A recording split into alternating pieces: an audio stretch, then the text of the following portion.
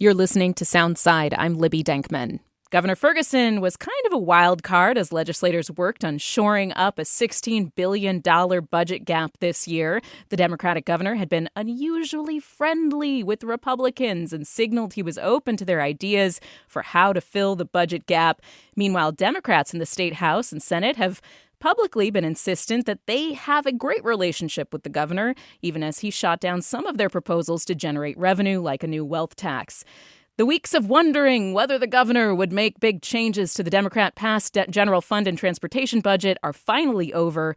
Yesterday afternoon, the governor gave his approval to nearly all of the Democrats' budget proposals.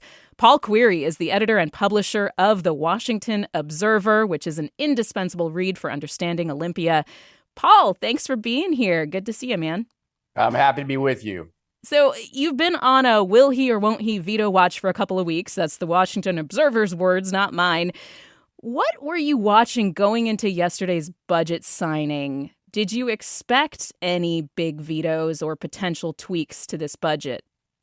I think I was on with you a while back, and I said that I didn't really see any way for the governor to kind of improve that situation by vetoing a bunch of stuff in the budget and calling lawmakers back because the Democrats have such big majorities in both chambers.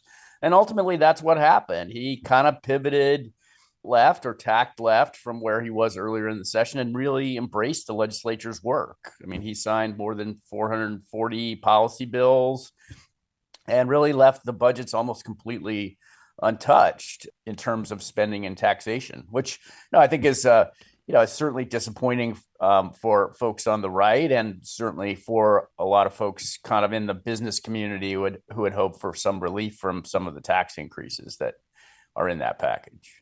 There were some vetoes in there. He went through and used his line item power to get rid of a little bit of spending. Did anything stand out to you about the way he used the veto relatively sparingly? There's a lot of kind of there's a progressive bent to some of the stuff that he got rid of, which is kind of it was an interesting set of choices, but it's just ultimately not very much in the scheme of things. 25 million, yeah. Yeah, 25 million out of what I think the budget's $78 billion. So that's what they call budget dust. Yeah. Some of these things were like helping people who don't speak English access public services, as you say, housing and mental health support for teenagers, some progressive things that he vetoed, but in the grand scheme of things, very little. Yep. Republicans are obviously not happy with the governor's tack to the left here again, after he was kind of positioning himself as this fiscal hawk. Do you think we misread the governor? Do you think they misread the governor? Is there any kind of accusations of posing as a conservative on fiscal issues and then actually just fulfilling all the Democrats' desires? Would those accusations stick, do you think? Like the question of whether they stick. I mean, that's really a question for the voters, for politics in the future. And there's a very real question about whether Democrats suffer any kind of consequences at the ballot box by discouraging the wealth tax and the expansion of Seattle's jumpstart tax statewide. Ferguson and the legislature probably averted a ballot measure fight over those things with Microsoft or other wealthy interests. So the politics of this are going to play out a little bit this year. In November, we're going to have 2 state Senate seats on the ballot in swing districts. One is in the 5th district in East King County. The other's in the 26th on the Kitsap Peninsula. Democrats hold both of those seats now. We'll see if the voters are, cranky about this and decide to flip those. But Democrats have grown increasingly confident in recent years that the voters are with them on issues of taxation and spending, and also that the Republican brand is very damaged and that the party is sort of dwindling in Washington and just doesn't represent that much of a threat. Really quick before we go, the budget gap is only filled for now. The governor reminded everybody yesterday that there's going to be new revenue projections in July, and those are not going to likely look any better, probably much worse for the state. The legislature is going to pass a supplemental budget next year. Do you think there are more cuts on the way or new revenue that will be considered. The governor didn't rule that out.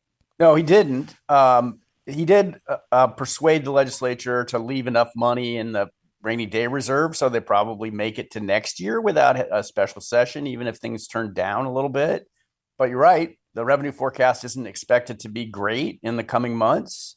And also, a lot of what they did to deal with this budget problem is actually just push spending off into the future beyond the current budget outlook that they have to deal with. I mean, for example, there's a massive planned increase in state spending on childcare and early learning. They didn't repeal that this year. They just pushed it off so that it doesn't count in the current budget outlook.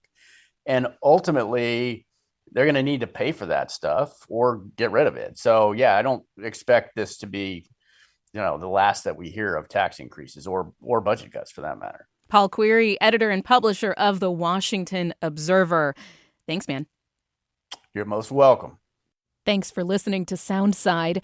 This show is only possible because listeners support us. If you're able to give right now, please check out the show notes for a link to donate. And don't forget, you can listen live on KUOW 94.9 FM Seattle at noon and 8 p.m., Monday through Thursday, or anytime online at KUOW.org.